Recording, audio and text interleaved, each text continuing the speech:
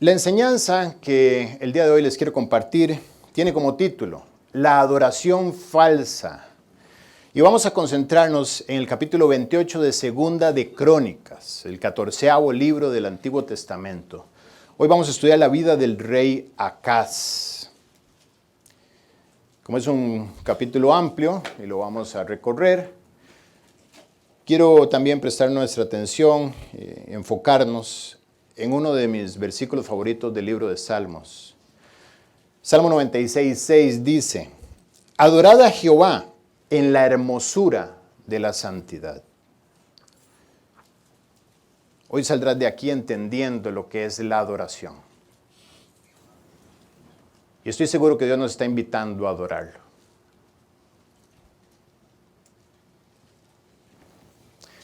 Vamos a entrar en contexto brevemente. Habíamos estudiado al décimo rey de Judá, al rey Usías, un rey que prosperó hasta que se enalteció y terminó siendo leproso, encerrado en una casa, excluido de su ministerio por enaltecerse.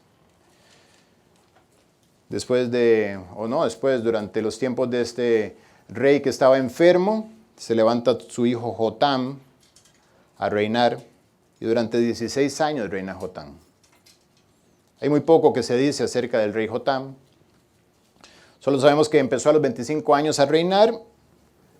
Estoy en el capítulo 27 de Segunda de Crónicas, para los que quieren hacer seguimiento. Y dice la Biblia que hizo lo recto delante de los ojos de Jehová. Dice que se hizo fuerte. Además que edificó. Comenta que edificó la puerta principal del templo de Jehová. Edificó sobre el muro. Edificó ciudades en las montañas y fortalezas y torres en el bosque. Curiosamente, mientras buscaba información sobre Jotam, que hay muy poca en la Biblia, encontré que en Primera de Crónicas, capítulo 5, se habla de que Jotam hizo un censo a la tribu de Gad. Solamente lo comenta así. Y tuve uno de esos momentos hermosos en la Biblia el día de ayer, cuando preguntándome por qué Jotam hizo un censo a una tribu solamente. Me puse a buscar qué había de especial de esta tribu de Gad. Y en estos mapitas que vienen atrás, que uno nunca sabe para qué sirven, en este mapita está en la división de las tribus. Y curiosamente Gad está al otro lado del Jordán, como entendemos cuando Josué hizo la repartición de la tierra. Y dice la Biblia, ahora sí, que Jotam tuvo guerra contra los amonitas. Y una gran victoria contra los amonitas. Y adivinen cuál es la tribu que tiene un límite con los amonitas. La tribu de Gad. Entonces no descarto que este censo que él hizo, lo hizo para saber con cuántos contaba para ir a la guerra. Detalle menor, pero detalle que me da a entender que la Biblia es la palabra de Dios. No hay nada que esté desconectado en ella. Y el detalle más profundo que comenta de la vida de Jotam es que no quitó los lugares de adoración falsa. En Segunda de Reyes, capítulo 15, se comenta esto y dice que en aquel tiempo, en el tiempo del reinado de Jotam, comenzó Jehová a enviar contra Judá a Rezim, rey de Siria, y a Peca, hijo de Remalías. Así es que la Biblia nos permite entender qué sucedió con Jotam, básicamente para introducir el reinado de su hijo Acaz. Acaz es hijo de Jotam. Dice, 16 años reinó Acaz. Y ahora sí estamos en el versículo 28 y entramos de lleno a la enseñanza. Capítulo 28. Acaz, rey de Judá, 16 años reinó, empezó a reinar a los 20 años y fue el 12º rey de Judá en el año 735 a.C. Estamos ubicados. Y vamos a ir directamente a hacer un vuelo rápido acerca de toda la vida del rey Acaz. Dice, de 20 años era Acaz cuando comenzó a reinar y 16 años reinó en Jerusalén, mas no hizo lo recto ante los ojos de Jehová como David su padre. Aquí tenemos una primera anotación, no hizo lo recto. Él tenía una especie de afición extraña, tenía una desviación en su corazón, una desviación muy curiosa. Antes anduvo en los caminos de los reyes de Israel y además hizo imágenes fundidas a los Baales. Aquí empezamos a a entender un poco más acerca de sus aficiones. Dice, quemó también incienso en el valle de los hijos de Hinnom, e hizo pasar a sus hijos por fuego, conforme a las abominaciones de las naciones que Jehová había arrojado de la presencia de los hijos de Israel. Básicamente, su adoración o su deseo de expresar la adoración lo llevó a copiar lo que estaba en su entorno, alrededor de Israel, en la tierra de Canaán. Empezó a adorar nuevamente los Baales, que ya Jehú, su abuelo, había eliminado de todo Israel. Volvió a traer los Baales, volvió a hacer imágenes fundidas, volvió a quemar incienso a un dios en Hinnom. Y no solo eso, sino que tomó a sus hijos y los incendió en fuego, como parte de una tradición pagana de los dioses de Canaán. Además de esto, dice que sacrificó y quemó incienso en los lugares altos, en los collados y debajo de todo árbol frondoso. Pareciera que él tenía una tendencia a adorar, solamente que adoraba todo lo que podía.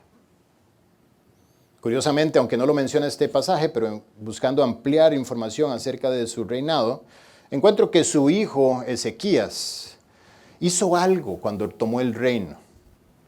Dice la Biblia en Segunda de Reyes, capítulo 18, 4, y aquí estamos hablando de su hijo, estamos adelantándonos al futuro, la otra semana.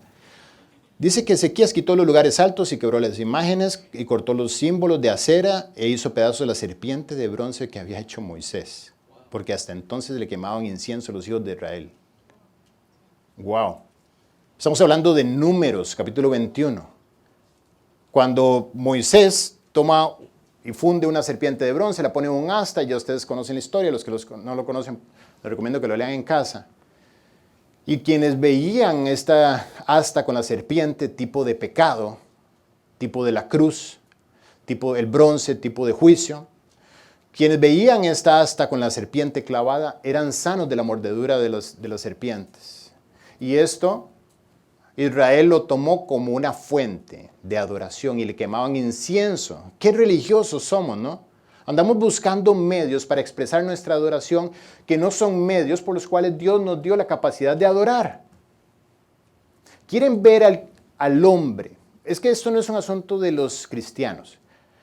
Al ser humano, en su máxima expresión de adoración, ser humano que no conoce a Cristo, en su máxima expresión de adoración, vayan a un concierto de Luis Miguel.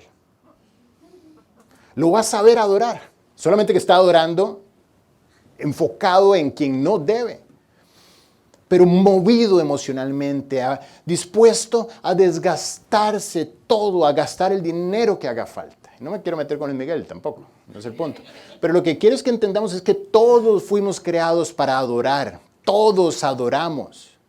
Pero no todos sabemos a quién se debe adorar. Ese era el caso de este hombre Acaz.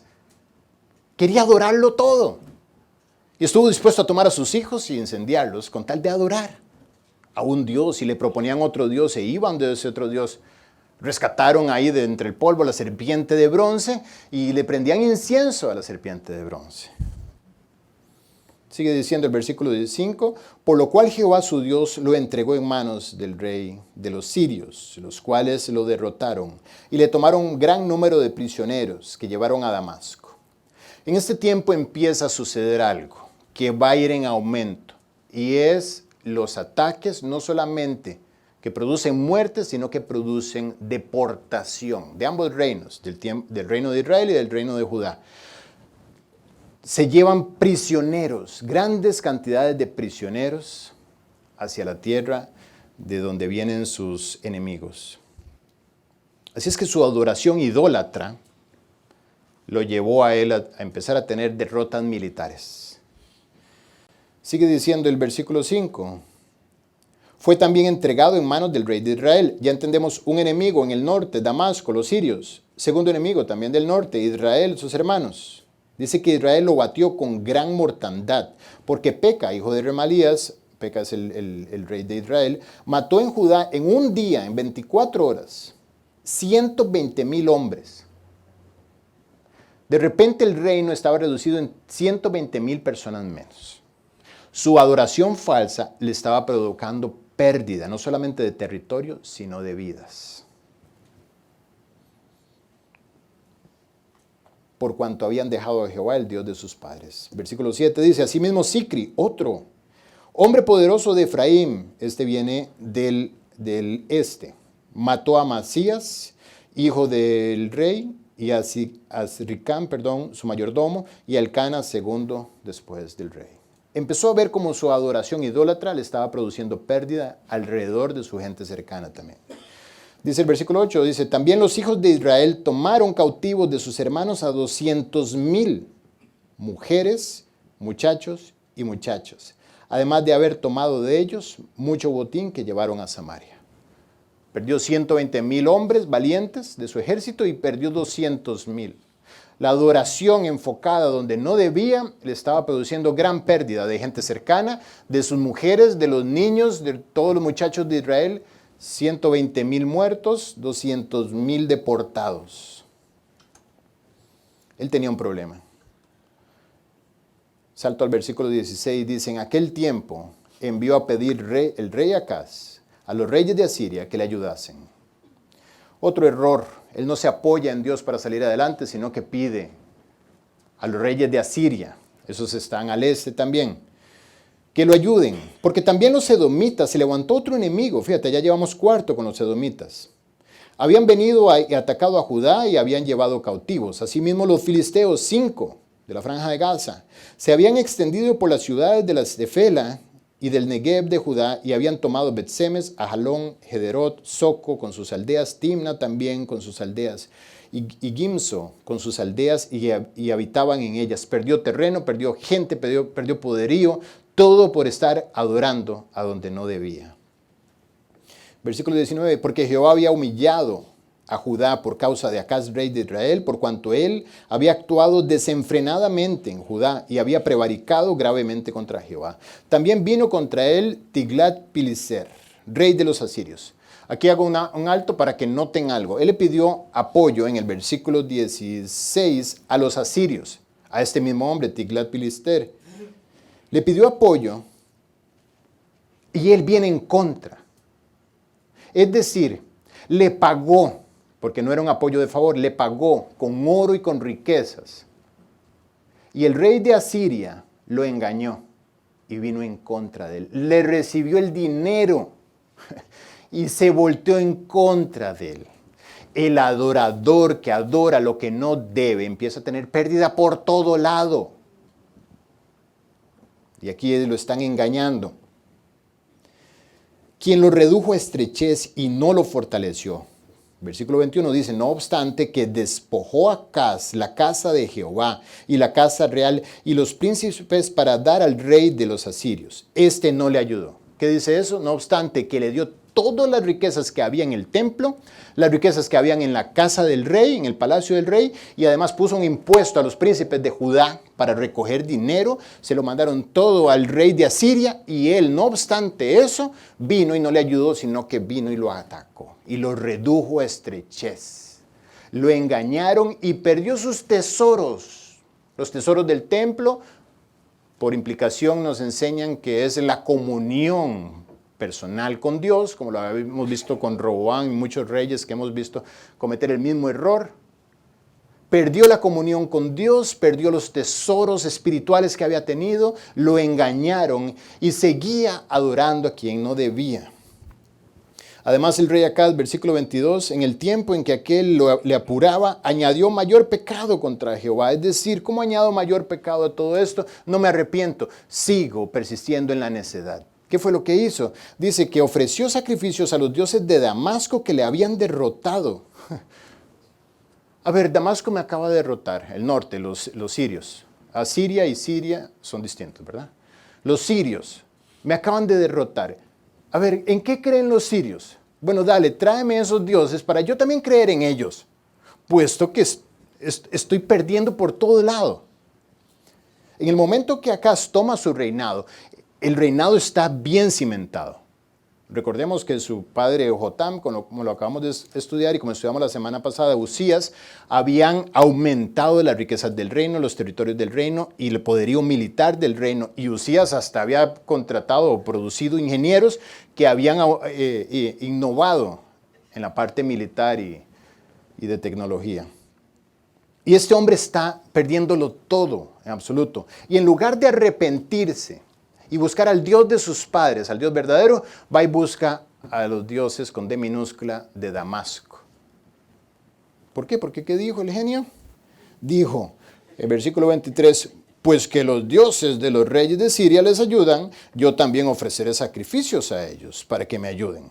Bien que fueron su ruina y la de todo Israel. Versículo 24. Además de eso, recogió Acaz los utensilios de la casa de Dios y los quebró, y cerró las puertas de la casa de Jehová, e hizo altares en Jerusalén y en todos los rincones. Hizo también lugares altos en todas las ciudades de Judá, para quemar incienso a los dioses ajenos, provocando así a la ira de Jehová, el Dios de sus padres. Es un vuelo rápido sobre el reinado de Acaz. Encontramos un problema, él tiene un problema con la adoración. Y es un problema que todos nosotros tenemos. No sabemos adorar. Pero eso no es Napo, y Mica, y Mariana, y Katia, y Gaspar, los que... No, esto no tiene que ver con música. Adorar no tiene que ver con tomar un micrófono, cerrar los ojos, levantar la mano y empezar a hacer movimientos como si estuviera realmente tomado por algún espíritu que me llena de gozo. No tiene nada que ver con eso. Hoy vamos a aprender qué es la adoración a la luz de la palabra de Dios. Y vamos a tener a este hombre llamado Acaz, rey de Judá, como ejemplo, o más bien como contraejemplo. Ejemplo a no seguir. Él tiene un problema con la adoración. Y para colmos, tan grave era su problema que él no solo tomó los reyes de Damasco para adorarlos, sino que en el pasaje paralelo que habla de su reinado en 2 de Reyes, capítulo 16, dice, después fue el rey Acaz a encontrar a Tiglat-Pileser, rey de Asiria, en Damasco. Y llegó a Damasco, y cuando vio el rey Acaz el altar que estaba en Damasco, envió al sacerdote Urías el diseño y la descripción del altar conforme a toda su hechura. Fue a la casa de los dioses de Damasco, vio el altar y dijo, ¿qué es esta belleza? Yo quiero uno. Yo quiero esto allá en Jerusalén. Levantó un diseño, no sé cómo, entendemos que si habían ingenieros, pues podían hacer planos, ¿no? Levantó el plano del altar que había en Damasco de los dioses paganos y lo mandó por DHL a Jerusalén, por Pony Express. Urías, sumo sacerdote, toma el plano y en lugar de decir, ¿qué le pasa a este rey? Se volvió loco. Dice, rey, arrancamos con la construcción. Qué tristeza, ¿no? Un hombre que no está parado en la palabra de Dios en su ministerio. Él debe haberle dicho, como le dijeron, estudiamos la semana pasada, al rey Usías, cuando entró a la casa de Jehová y le dijeron, rey, fuera de aquí. Tú no puedes estar aquí quemando incienso. ¿Sí recuerdas? Se le plantaron 80 sacerdotes y el sumo sacerdote. Este dijo, ¿cómo lo quieres? Ya empezamos la obra. Y el sacerdote Urías, que de sacerdote no tenía nada, edificó el altar conforme a todo lo que el rey Acaz había enviado de Damasco. Así lo hizo el sacerdote Urías, entre tanto que el rey Acaz venía de Damasco.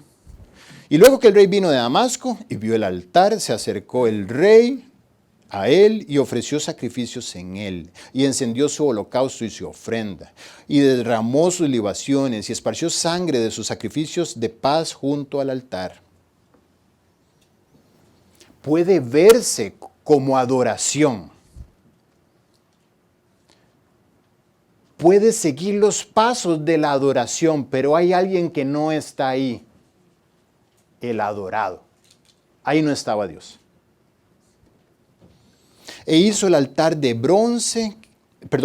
acercar el altar de bronce, que me imagino que ya lo veían como, el pequeñito, el otro altar, el de Moisés. E hizo acercar el altar de bronce que estaba delante de Jehová, en la parte delantera de la casa, del templo, entre el altar y el templo de Jehová, y lo puso al lado del altar hacia el norte. Y mandó el rey Acaz al sacerdote Urías diciendo, el gran altar, el nuevo, el bonito, que copiamos de Damasco, en él encenderás el holocausto de la mañana y la ofrenda de la tarde, y el holocausto del rey y su ofrenda, asimismo el holocausto de todo el pueblo de la tierra y su ofrenda y sus libaciones, y esparcirás sobre él toda la sangre del holocausto y toda la sangre del sacrificio. Ese es el que vamos a usar. Y el altar de bronce, el pequeñito, el de Moisés, el viejo, será mío para consultar en él. ¿Consultar qué? Me pregunto. ¿Desde cuándo el altar era para consultar? Pero él se lo dejó como una especie de amuleto para ir ahí a hacer preguntas. E hizo el sacerdote Urías conforme a todas las cosas que el rey Acab le mandó.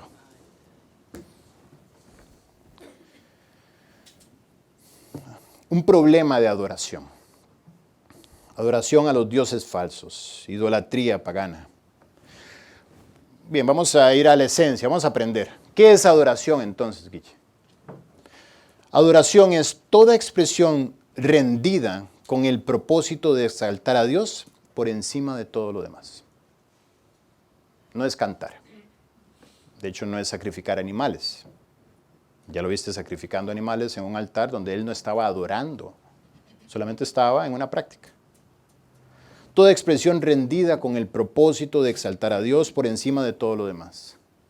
Básicamente que Dios tome su lugar y yo el mío. Que quede claro quién es Él y quién soy yo. Que la perspectiva sea la correcta.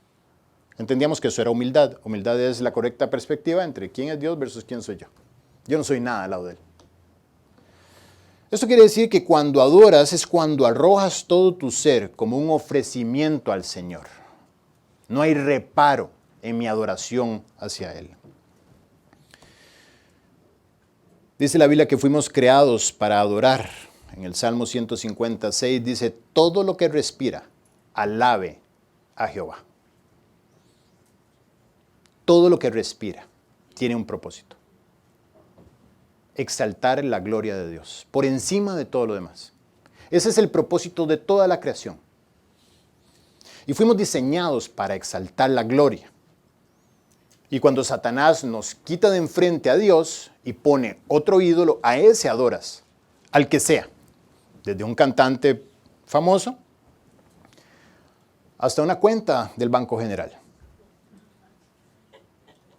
Decía un amigo muy gracioso, cuando yo me compré mi carro hace 10 años, me decía, ¿te compraste el Discovery? Y yo sí. Me dice, yo estaría de rodillas frente al carro adorándolo. Fuimos creados para adorar, pero adoramos lo que no es. Dirás, Guille, ¿no es como mucho egoísmo de parte de Dios crearnos para que le llevemos gloria a Él? No tiene que ver con egoísmo, tiene que ver con lo que Dios sabe que es mejor para ti. Y tú donde estás en el mejor lugar y más seguro es cuando estás claro de quién es Él. Es para llevarte la perspectiva correcta. Ahí estás fuera de lo que te destruye. Cuando tú pierdes la perspectiva de la adoración correcta, ahí estás fuera del sitio donde estás protegido. Ahí es donde caes en pecado. Ahí es donde empiezas a atentar contra tu vida, contra tu futuro. Ahí es donde empiezas a lastimar a la gente que amas. Ahí es donde encuentras una naturaleza que quiere destruirlo todo, inclusive a ti mismo, cuando estás fuera de la perspectiva correcta, que es la de adorador, ser un adorador. La adoración es un componente vital para relacionarse con Dios, y así ha sido desde el principio. Desde antes de la creación, esto no es un asunto solo de los seres humanos, desde antes de la creación, dice la Biblia, cuando Dios se enfrenta a Job y le dice, Job, vamos a hablar ahora sí, cíñete por favor, porque te voy a hablar y te voy a hacer unas preguntas. Y le dicen, Job 38:4, ¿dónde estabas tú cuando yo fundaba la tierra? Házmelo saber. Si tienes inteligencia, ¿quién ordenó sus medidas si lo sabes? ¿O quién extendió sobre ella cordel? ¿Sobre qué están fundadas sus bases? ¿O quién puso su piedra angular? Yo soy el creador de todas las cosas, Job, y tú vienes a hacerte el resentido delante de mí porque las cosas no te salen como tú quieres. ¿Tú crees que tú sabes más que yo?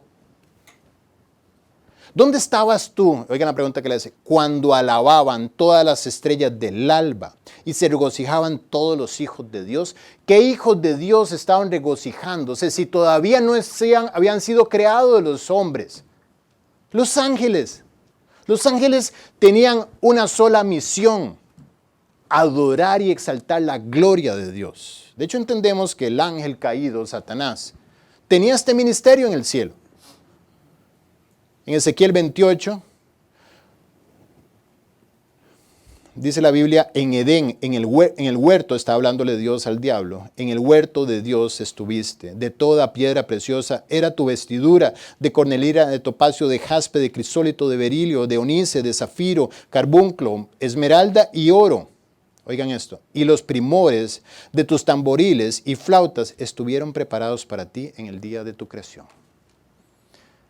Un punto importante es que Satanás no es ni omnisciente, ni omnipresente, ni todopoderoso, porque es un ser creado.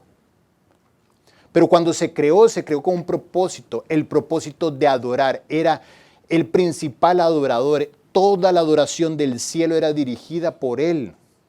Ahí es donde él concibe el pecado en su corazón, porque dice, ¿por qué todo esto que yo hago no es para mí y es para él? Pero el punto es que la adoración estaba antes de la creación del ser humano. Tú, querubín grande, protector, yo te puse en el santo monte de Dios. Allí estuviste en medio de las piedras de fuego, te paseabas. Tenías todo.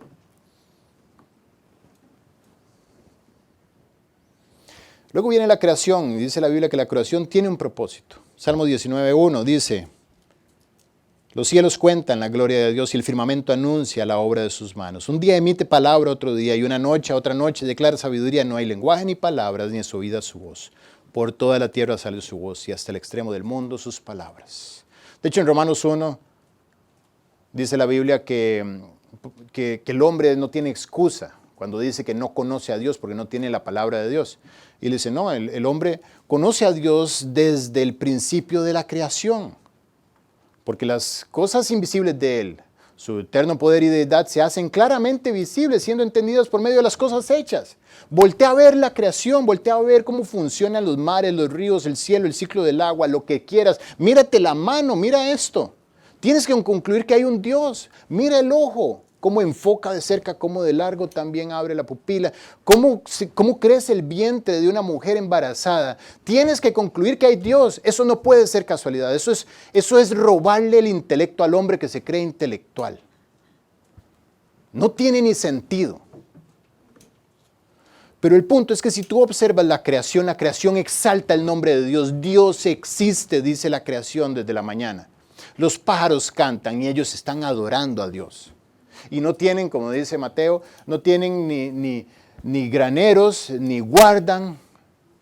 Y sin embargo Dios los sostiene. Y antes de empezar el día ya están adorando a Dios porque saben que ya viene el gusanito para poder comer y la hojita para poder construir el nidito con la pajarita.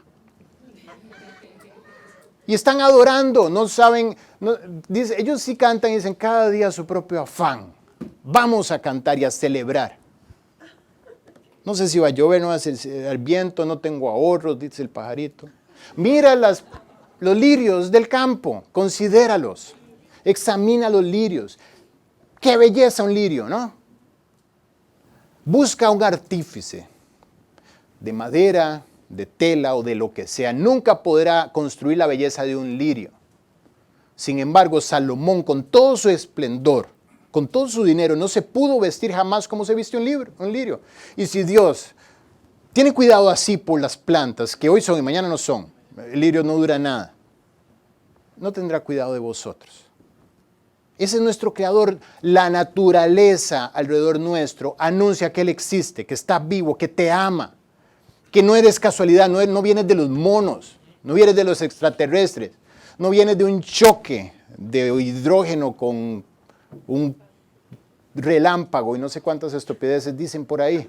Vienes de un diseño, de un plan, de alguien que te ama y que te creó para que tú exaltes su gloria con tu vida.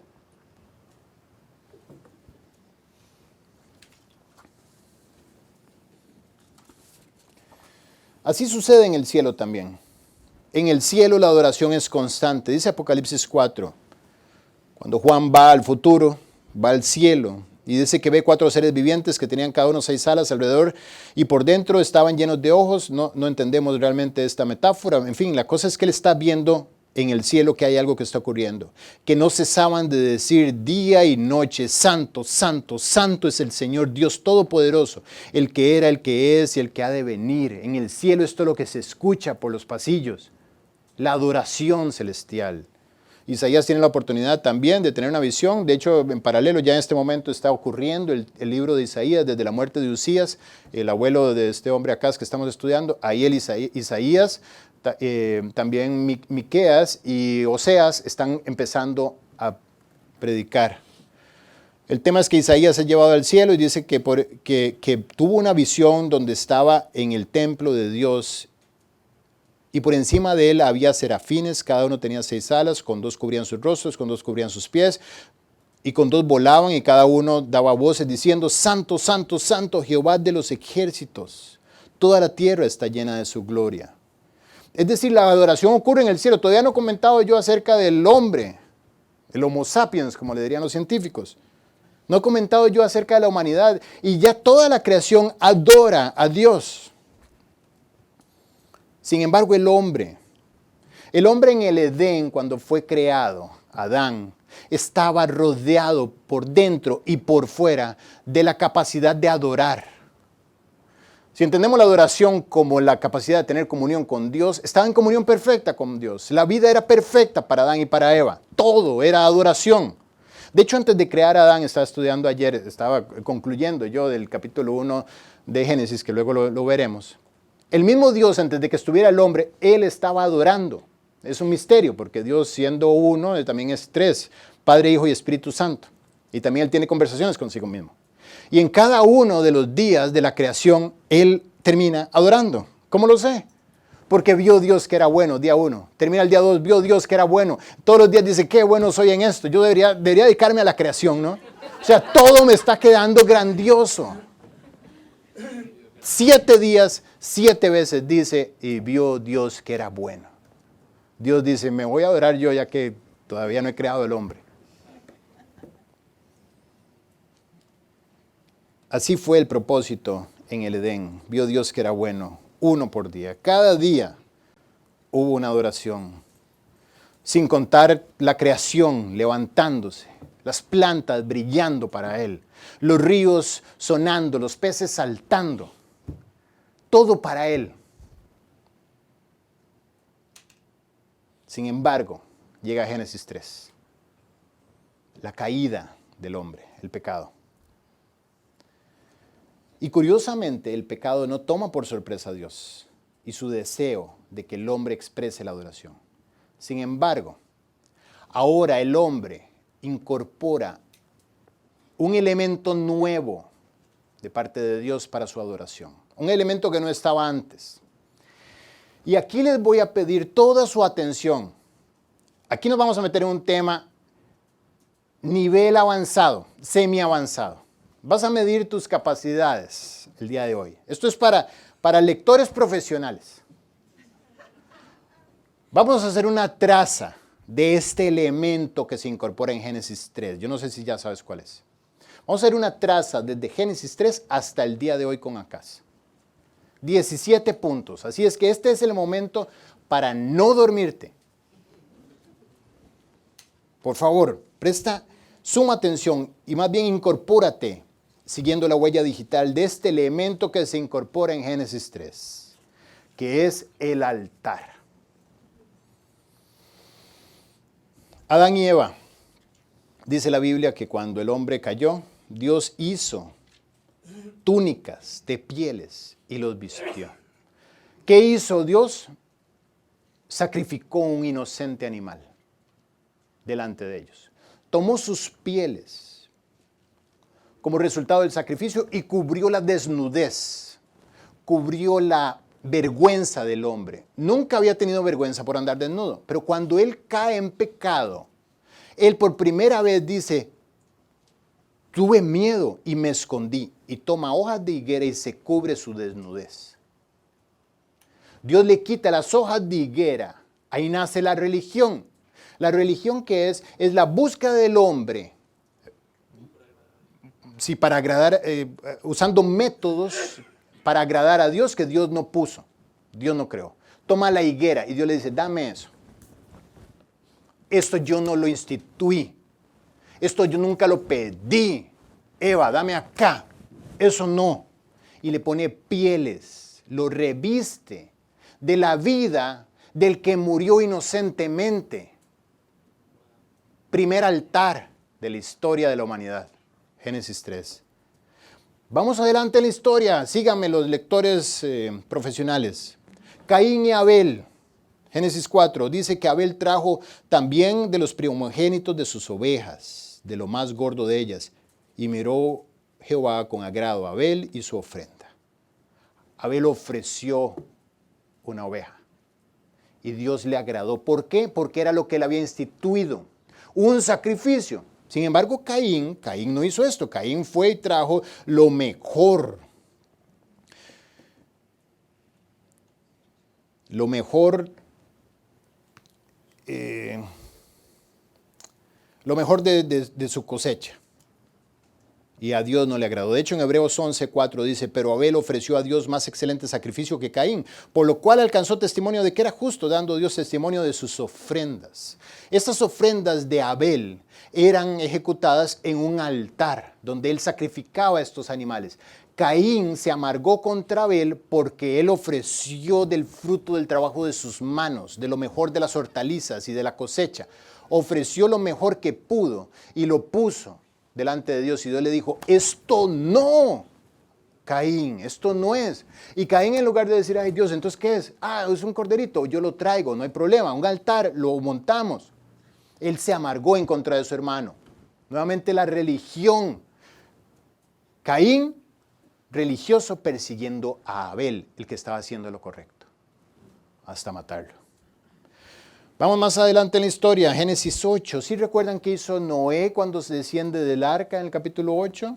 Lo primero que dice, edificó Noé un altar a Jehová y tomó todo animal limpio y toda ave limpia y ofreció holocausto en el altar. Esto no fue casualidad. Si no piensen esto, subió Noé todos los animales al arca. O realmente él abrió la puerta y los animales llegaron por instrucción de Dios. Y luego viene él y hace un sacrificio. Mata a los únicos especímenes vivos que no se extinguieron en ese momento. No. Si prestan atención a la historia, desde Génesis 6, él sube doble cantidad de animales limpios al arca. Sabía que un día iba a llegar a tocar tierra firme, a montar un altar y sacrificar ahí nuevamente, a adorar a Dios por lo que había hecho. Sigue la historia. Llegamos a Abraham en Génesis 12. Dice que apareció Jehová a Abraham y le dijo, a tu descendencia daré esta tierra, y edificó allí un altar a Jehová, quien le había aparecido.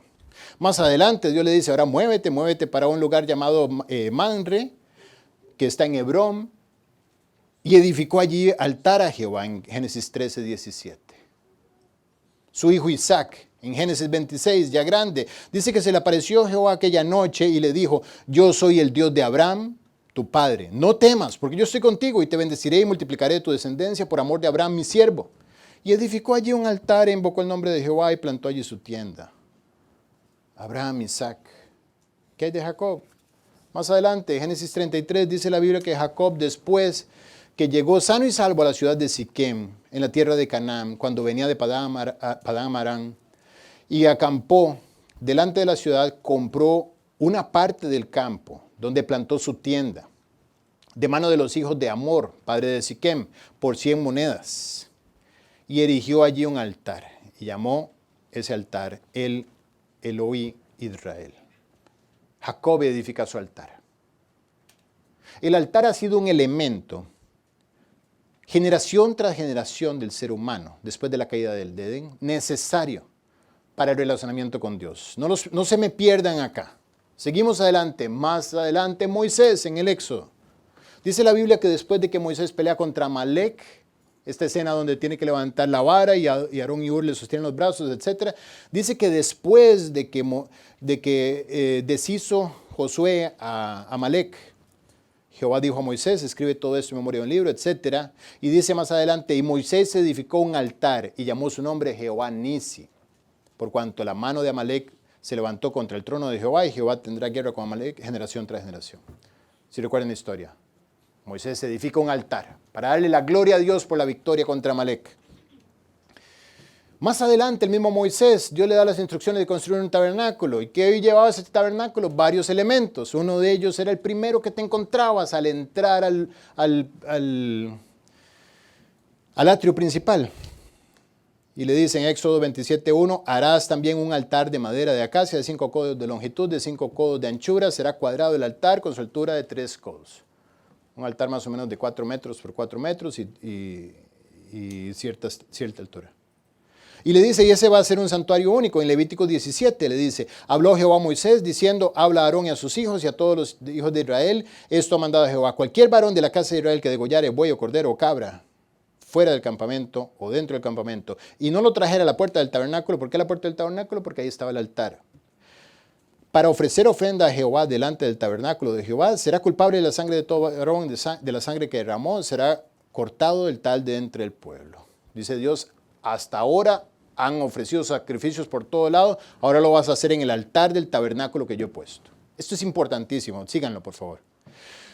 Construye Moisés el tabernáculo, recorren 40 años en el desierto, luego llegan a las puertas, entran a la tierra prometida, se enfrentan con Jai, con Jericó, etc. Y después de eso, cuando ya se asientan, llegan a un lugar llamado Silo. Silo. Donde Josué dice, toda la congregación, Josué 18:1, de los hijos de Israel se reunió en Silo y erigieron allí el tabernáculo de reunión después de que la tierra le fue sometida. Fue el primer lugar donde el tabernáculo ya ahora sí se sentó en la tierra prometida. Más adelante, 1 Samuel 1, ¿sí recuerdan cuando Ana y Samuel y su esposo Elcana iban a adorar? Realmente Samuel no iba en los lomos de su padre.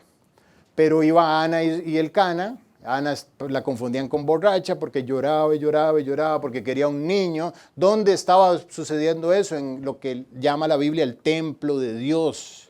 En Silo. Era en el tabernáculo. En capítulo 1 de 1 Samuel dice, todos los años aquel varón subía a la ciudad para adorar y ofrecer sacrificios a Jehová de los ejércitos en Silo, donde estaban los hijos de Elí, Ofni y Fines, sacerdotes de Jehová.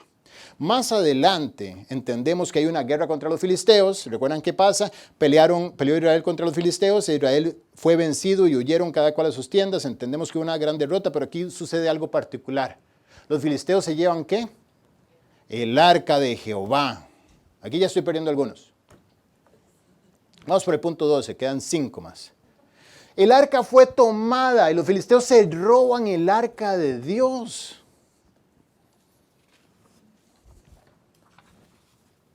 Entendemos en Jeremías que algo además pasó ahí. Esa es mi conclusión. Porque entendemos que Jeremías, Dios advierte a Israel que si siguen en su desobediencia, eso es más adelante en el futuro, va a ser con ellos como hizo con Silo. Y ahí entendemos cuando le dice, haré también a esta casa, la casa de Dios en Jerusalén, sobre la cual es invocada mi nombre y en la que vosotros confiáis, y a este lugar que di a vosotros y a vuestros padres como hice en Silo, y os echaré de mi presencia. Ahí entendemos, aunque la Biblia no especifica qué pasó en ese tabernáculo que Josué dejó montado en Silo, no entendemos qué pasó, lo que sabemos es que ya no estuvo más. El arca fue robado por los filisteos, no sabemos qué pasó con el tabernáculo. Yo sí lo sé. Y si Indiana Jones hubiera venido a esta prédica, no le hubiera tanto costado encontrar el arca perdida. Lo sé por 1 Crónicas 21, solo para lectores profesionales. Entendemos que David recupera el arca, ¿cierto? La busca. Y dice la Biblia en 1 Crónicas 21, 29, que el tabernáculo de Jehová que Moisés había hecho en el desierto y el altar del holocausto estaban entonces en el lugar alto de Gabaón. ¿Cómo llegó ahí? No lo sabemos. Lo que sabemos es que después de que estuvo en Silo, vinieron los filisteos, se robaron el arca. David viene años después, cuando ya el rey manda a traer el arca, la pone en su casa mientras quiere construir el templo, pero todavía no lo tiene. Pone el arca en su casa, en la ciudad de David, que está en Jerusalén, ahí cerquita del monte Sión. y más al norte del monte Sión está un lugar llamado Gabaón, que era donde estaba el altar. ¿Cómo llegó ahí? No sabemos, pero ahí está el altar de sacrificio. Y ahí estaba el tabernáculo instalado. De hecho, Salomón, si lo notaron en 2 de Crónicas 1 y en 1 de Reyes 3, cuando Salomón tiene aquel sueño famoso, que Dios le dice, pídeme lo que sea, y él le pide sabiduría, y Dios le da todo, él venía de hacer un holocausto de 1000 ovejas, que nos pareció una exageración cuando lo estudiamos, 1000 ovejas, y sacrificó esas ovejas en el altar de sacrificio. ¿Qué altar si todavía no había templo? ¿A dónde estaba ese altar? Y entendemos que estaba en Gabaón. Dice, y fue Salomón y con él toda la asamblea al lugar alto que había en Gabaón, porque allí estaba el tabernáculo, que sencillo de reunión de Dios, que Moisés, siervo de Jehová, había hecho en el desierto. Más adelante dice que subió Salomón allá delante de Jehová, al altar de bronce que estaba en el tabernáculo de reunión, y ofreció sobre él 1000 holocaustos. ¡Qué exageración! Matar 1000 animales solamente para decir, Dios, tú mereces toda la gloria, toda la honra, todo el producto de nuestras manos es tuyo, toda nuestra vida es tuya. 1000 holocaustos. Y Salomón recibe la instrucción número 16, me falta este y otro, de construir un templo, ¿cierto? Y Salomón dice, ese templo va a ser el templo. De hecho, usó los ahorros de David, su padre, para construir el templo. Y dice en 2 Crónicas 4:1 que Salomón hizo un altar nuevo. Dice, hizo además un altar de 20 codos de longitud por 20 de anchura y 10 codos de altura. El primero era de 5 por 5, este es de 20 por 20. Eso es más o menos de 9 metros y tanto por 9 metros. Es un área quizá más grande que esta. Ese era el altar. ¿Y por qué Salomón quería algo tan grande?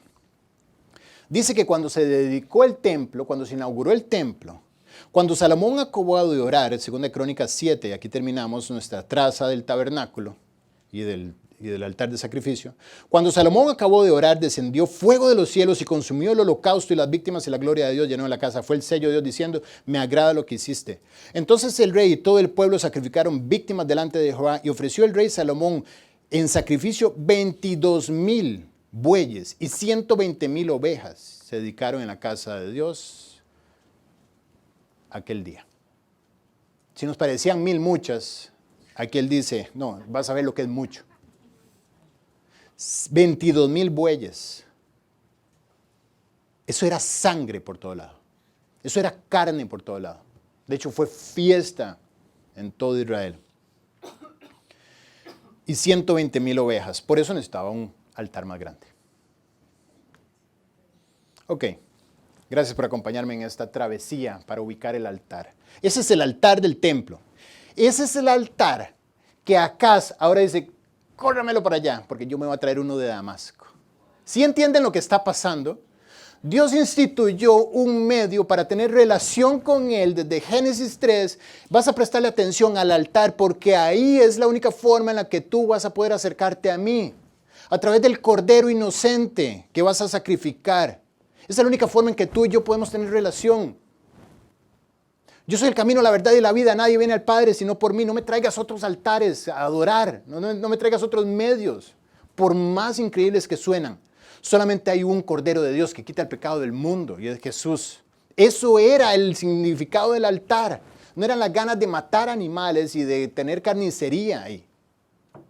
Tenía una razón de ser. Desde el Génesis 3 Dios lo instituye y lo pone. Y ahora viene acá y dice, córremelo, yo voy a poner otro. Otro distinto, otro más cool, otro más grande, otro más... Vas a ver la belleza. Súper innovador, ese se desarma y se arma, tiene luces y vibra y hace todo. Ese es marca Apple,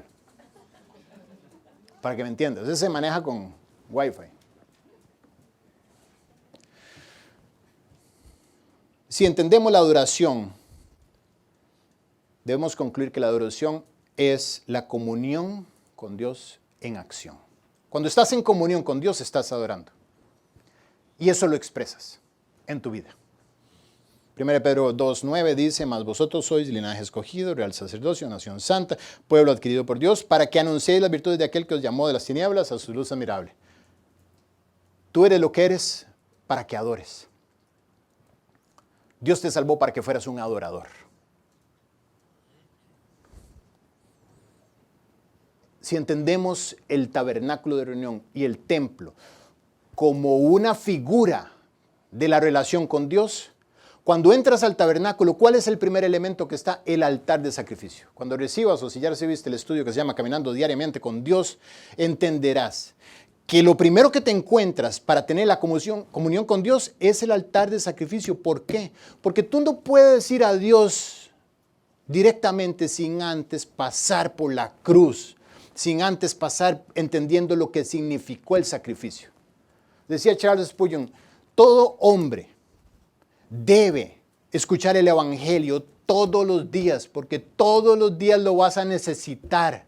Una vez lo necesitas para ser salvo, pero el resto de tu vida lo necesitas para entender lo que pasó por ti, lo que Dios tuvo que pasar por causa tuya, para que entiendas la gracia derramada. En el altar ocurrían dos cosas. Vamos avanzando. Lo primero era un lugar de expiación, lo que acabo de explicar. Ahí se ofrecían los holocaustos, los sacrificios y los juicios, el juicio sustitutorio, ¿no? Ahí se manifestaba el arrepentimiento. Yo pequé. ¿Qué hago, señor sacerdote? Bueno, trae una oveja, la pones en el altar, le pones la mano sobre su cabeza y yo la voy a degollar. A mi ovejita, en serio, la voy a degollar. Tú pon la mano sobre su cabeza. El sacerdote la degollaba. Y tú entendías que tú eras merecedor de eso que está sufriendo ella. Pero para expiar tu pecado, ella recibía el pago que tú merecías. ¿Sí entienden la sustitución? Yo merezco la muerte a causa de mi pecado. La paga del pecado es muerte, dice la Biblia. Sin embargo, en esta oveja yo estoy transfiriendo mi pecado sobre ella y ella lo está pagando para que es la justicia y perfección de ella, la blandura de voluntad, la paz que ella tiene, venga sobre mí. Hay un intercambio. El inocente se vuelve culpable y el culpable se vuelve inocente en ese intercambio. Esa es la expiación. Y segundo, también era un lugar de ofrendas voluntarias. Ahí se hacían ofrecimientos, bendición ante la grandeza de Dios. Básicamente es ir a reconocer quién es Dios y ofrecerle lo que tienes. ¿Cómo hizo Salomón? Ya él era salvo, pero sin embargo le dijo, voy a llevar 120,000 ovejas, 22,000 bueyes, porque yo quiero reconocer lo grande que es. Él requiere todo lo mío es de Él. Hemos hecho este recorrido para poder entender qué es la adoración falsa y por qué la caída de Acaz estuvo en ella. Entendemos que la Biblia instituye la verdadera adoración. La hemos estudiado, 17 puntos para nosotros entender cómo dejó Dios un medio para relacionarse con el hombre. Entonces, la adoración falsa, ¿qué es? Es algo que no proviene de la palabra de Dios. Proviene de la suposición, proviene de los modismos, proviene de las corrientes filosóficas, proviene de muchas cosas, pero no proviene de la palabra de Dios. Y además de eso se mimetiza con el mundo. Apela a lo externo, a lo público y no a lo interno. Apela a lo que se ve, lo que la gente ve de mí. Pero la verdadera adoración no ocurre frente a la gente. Ocurre en lo privado. Ocurre en mis decisiones. Ocurre en mi santidad. Cuando ella está en juego y solamente Dios y yo lo sabemos. Ahí ocurre la adoración. Ahí es donde adoras a Dios. Es decir, que sin Biblia no hay un filtro que pueda frenar la influencia externa. Y ahí es donde la adoración se convierte en una falsa adoración. Y Acaz metió la mentira. ¿Por qué? Porque quiso lo mejor de dos mundos. Quiso tener su relación, entre comillas, con Dios, pero además quiso tener su relación con todas las opciones que este mundo le ofrecía. Les voy a compartir algo brevemente a los que están en el grupo y los que no están, por favor asómense en el celular de alguien que tenga al lado. Les voy a compartir algo brevemente de una anécdota, un momento donde tuve la oportunidad de estar en una sinagoga, en un lugar en Galilea llamado Corazín. Ahí les mandé este PDF, vamos a ir juntos, no se me adelanten, abran solo la página 1. Ahí está. Ok, Corazín. Si les suena, Corazín está referida en Mateo 11, cuando Jesús dice, entonces comenzó a reconvenir a las ciudades en las cuales había hecho muchos milagros porque no habían aprendido, diciendo, no pasen de la página 1, por favor.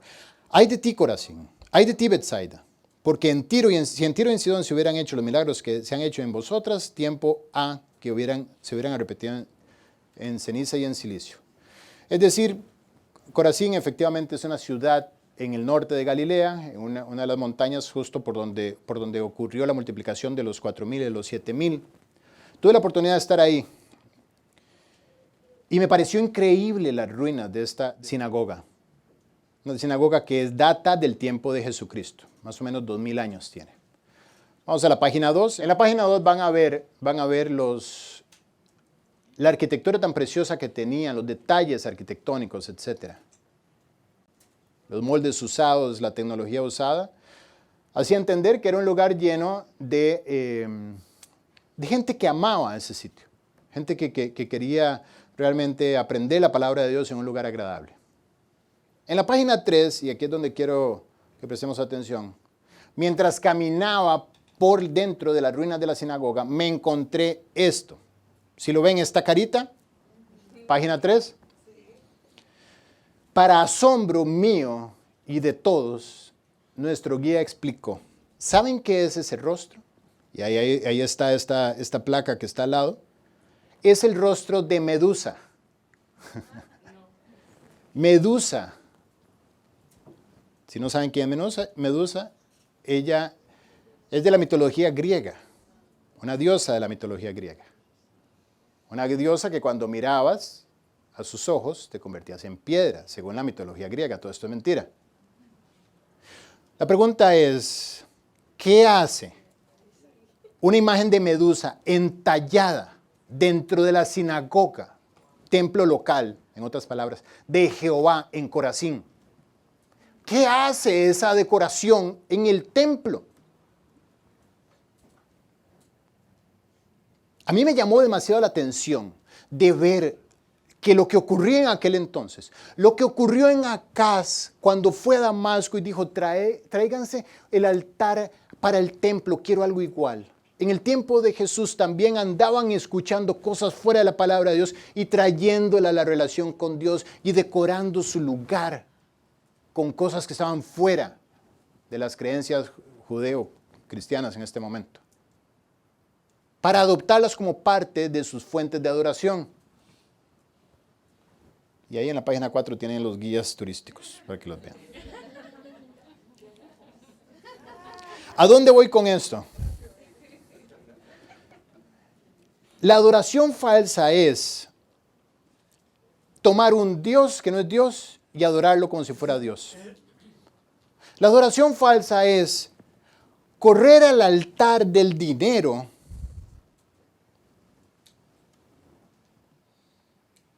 arrodillarse delante de Él y pedirle que te saque de tus problemas. Adoración falsa es correr a las relaciones incorrectas, pagar el precio de humillarte en una relación incorrecta para no perderte en la soledad. En la grabación. Adoración falsa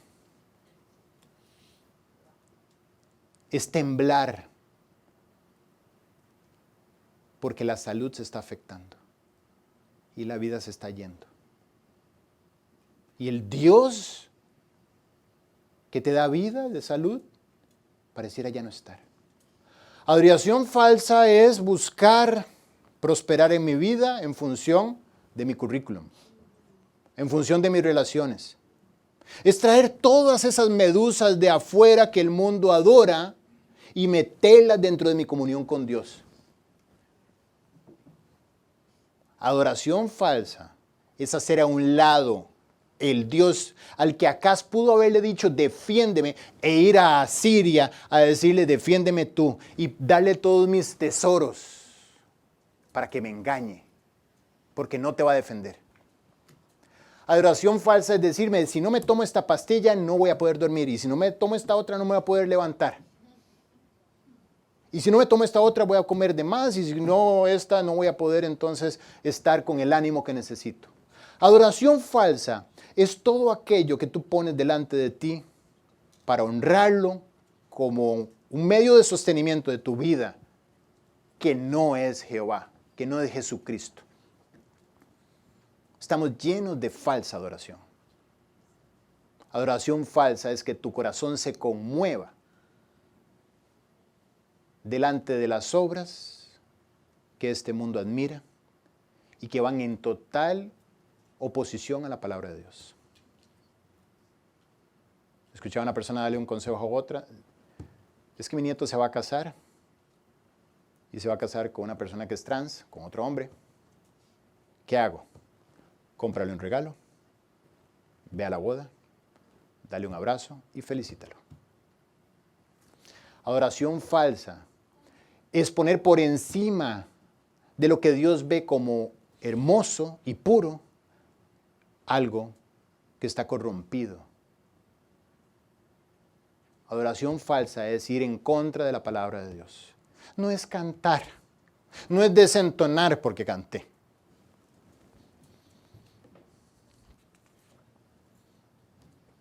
Para cerrar, ¿qué pide Dios entonces? ¿Cómo puedo verdaderamente adorar a Dios? Bueno, entendemos que Acaz nunca adoró a Dios, solamente ensució lo que es hermoso, lo perdió, lo malgastó, lo puso delante de los que no lo apreciaban. Pero gracias a la cruz, nosotros, los hijos de Dios, ya no necesitamos un altar. De hecho, en Hebreos 10:14 dice, porque con una sola ofrenda y con un solo sacrificio hizo perfectos para siempre a los santificados. El altar nuestro, los que hemos nacido de nuevo, los que tenemos a Jesús en nuestro corazón, los que hemos hecho de Jesús nuestro Salvador, el altar nuestro se levantó hace 2000 años en el Calvario. Y a partir de ahí no necesitas más altares. Y a partir de ahí tienes un solo Dios, que es Jesús. Y cada vez que vas a buscar tu fuente de confianza en otro que no sea tu relación con Cristo, estás adorando de manera falsa. Adorar es humillarte a seguir a Jesús todo el tiempo. Que la expresión de todo momento en tu corazón reconozca quién es Dios. Si quieres adorar a Dios, adóralo detrás de tu computadora. Adóralo detrás del volante. Adóralo cuando firmes un contrato. Adóralo cuando haces negocio. Expresa que Dios vive en tu vida, en la forma como hablas, en la forma como vistes, en la forma en cómo cuidas tu salud. Dios está vivo. Que esa expresión se note en tu vida. Sé un adorador. Algunas veces voy al Río Smith y tengo ganas de decirle a la cajera, por favor, ¿no quiere adorar a Dios conmigo? Mostrando una actitud de servicio al cliente. Buenas, ni siquiera me responde. Adora a Dios cuando estés atendiendo a un cliente. No te preocupes si no cantas, no tienes que cantar. Si no conoces a Maverick City o a Darlene Shek, o si no conoces ninguno de las canciones, no hace falta, no te preocupes. Adora a Dios cuando estés tratando con tus hijos, cuando estés tratando con tus amigos. Adóralo en tus conversaciones, exalta a Dios sin necesidad de mencionar el nombre de Dios.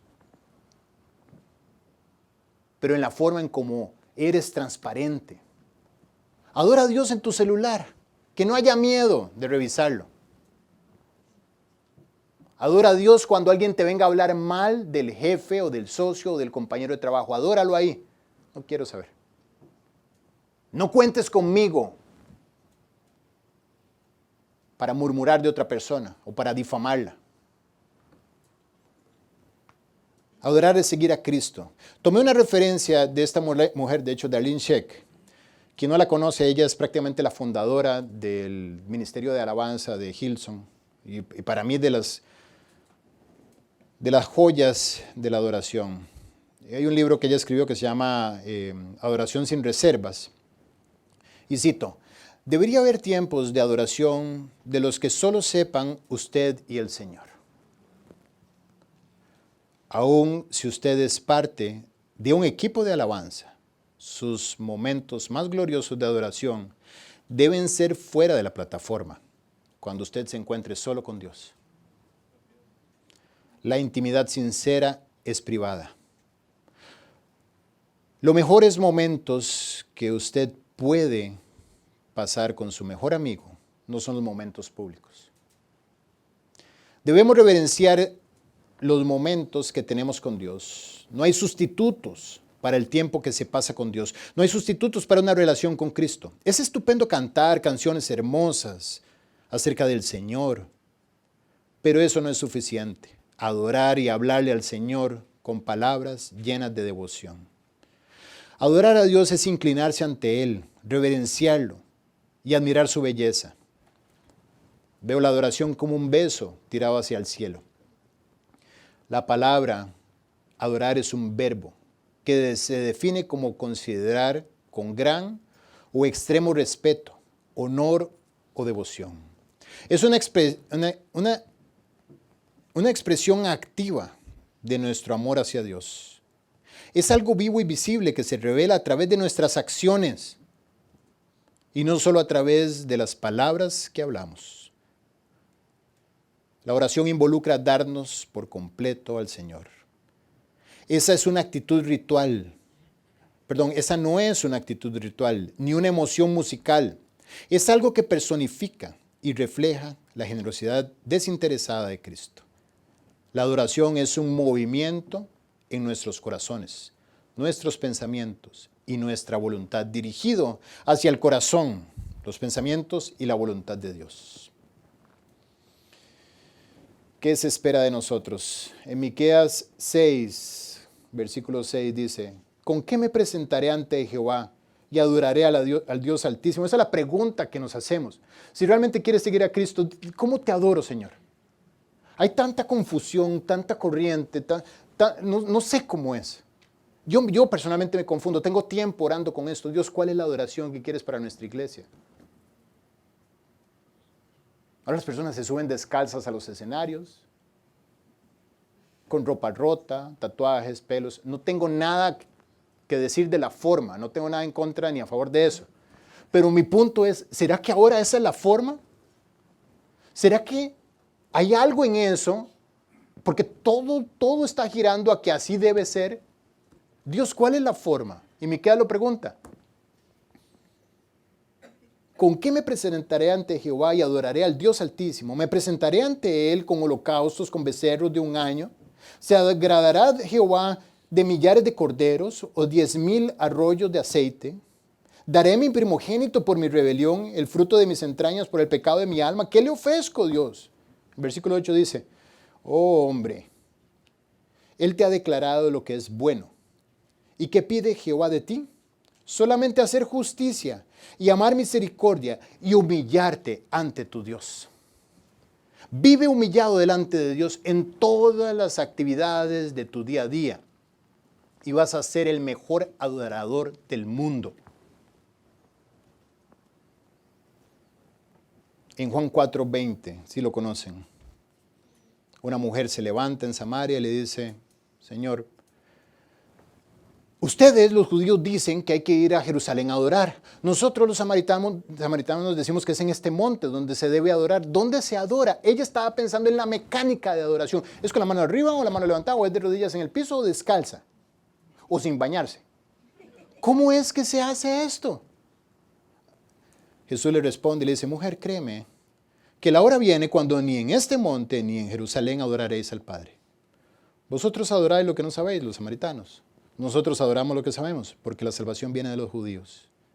Mas la hora viene y ahora es cuando los verdaderos adoradores adorarán al Padre en espíritu y en verdad, porque también el Padre tales adoradores busca que le adoren. No es la forma, es la actitud del corazón 24/7. Vive rendido delante de Dios 24/7 y vas a ser un adorador. Dios es espíritu y los que le adoran en espíritu y en verdad es necesario que le adoren.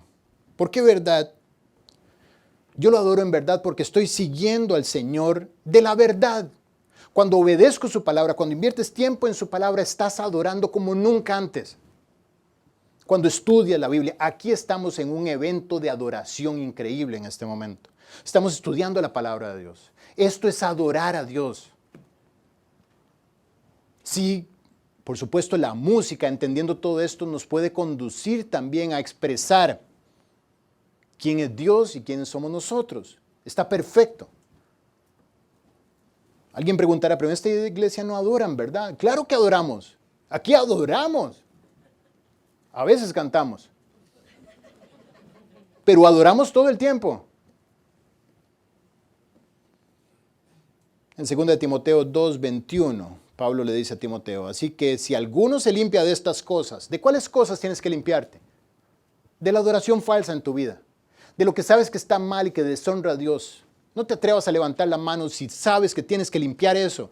Límpialo. Si alguno se limpia de estas cosas, será instrumento para honra, santificado, útil al Señor y dispuesto para toda buena obra. Y le dice Pablo a Timoteo, Timoteo, tú eres joven. Yo sé lo que estás pasando. Huye también de las pasiones juveniles. Sigue la justicia, la fe, el amor, la paz, con los que de corazón limpio invocan al Señor. Vive el recto, Timoteo. Vive como debes. Sigue los principios, Timoteo.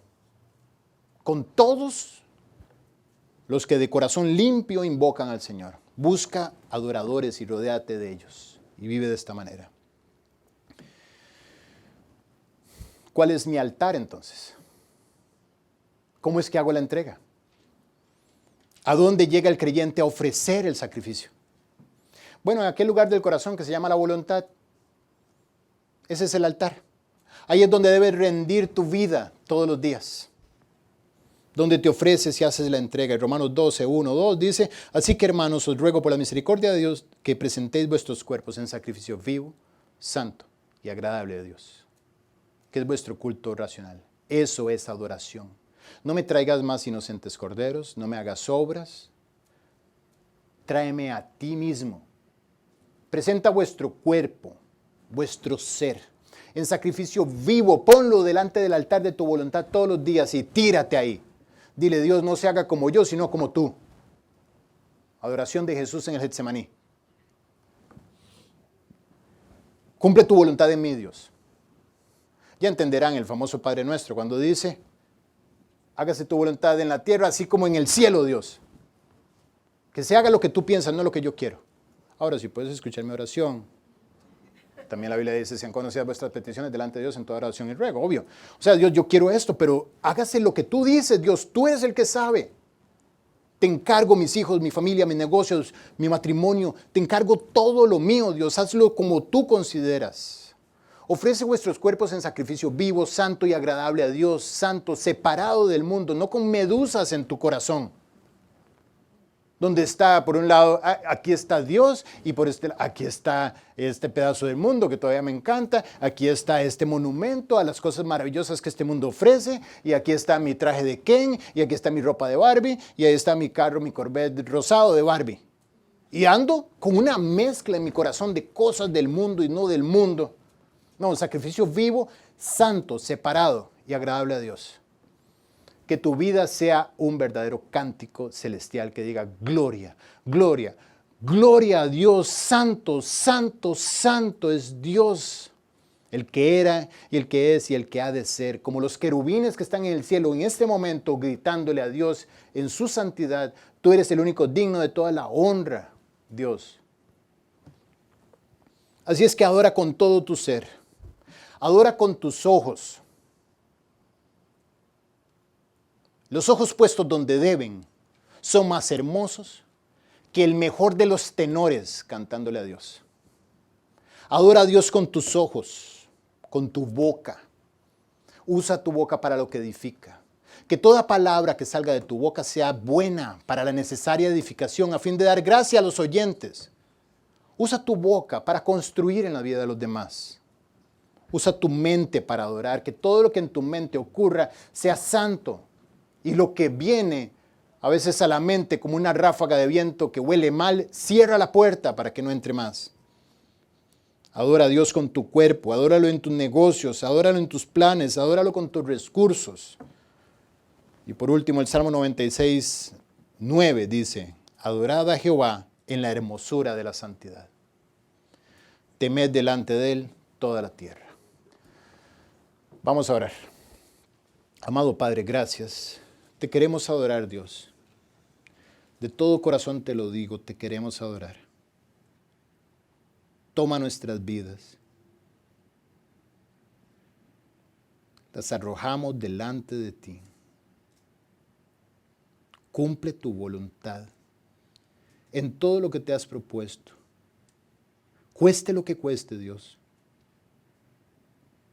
Toma nuestro cuerpo, toma nuestra mente, nuestros recursos, nuestro tiempo, nuestro futuro, todo, Dios, que sea quemado delante de ti y de ahí se levante un grato olor fragante como aquel que se levantó del altar de Noé y dio a entender de que había una nueva esperanza para un nuevo planeta. Así, Dios, que nuestra vida, a partir de ahora, encuentre un cántico de adoración en todo lo que haga. Dale a nuestra iglesia la gracia para adorar en todo lo que hagamos, en espíritu y en verdad. También con la música, con las artes, con nuestras conversaciones, con nuestro tiempo, con nuestros deportes, con todo lo que hagamos, Dios, que seamos adoradores. Y gracias por esto. En el nombre de Jesús. Amén.